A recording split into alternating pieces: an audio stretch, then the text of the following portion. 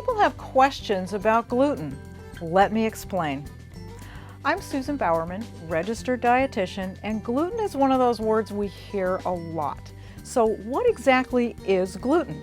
Simply stated, gluten is a protein, and it's found in wheat, it's found in rye, and it's found in barley. And this protein that's in wheat and rye and barley gives structure to baked goods. It what makes your bread have a nice texture and a nice rise to it. And like other proteins that we eat, it serves similar functions in the body. So protein helps you, for instance, build and maintain your muscle mass. So why, for instance, are people avoiding this protein?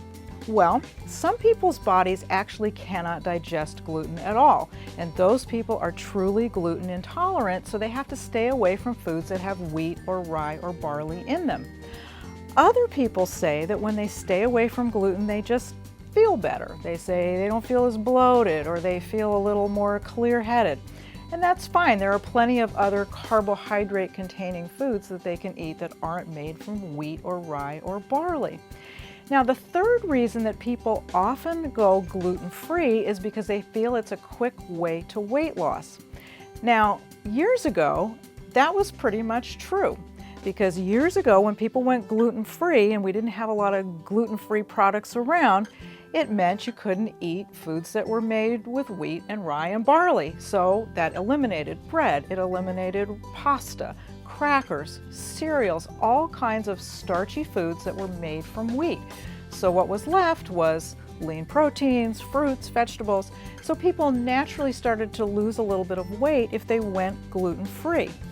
The problem is that now, because everybody's going gluten-free it seems, the food manufacturers have given us all kinds of gluten-free foods, but they're not necessarily low calorie. I've seen gluten-free muffins with 400, 500 calories in them.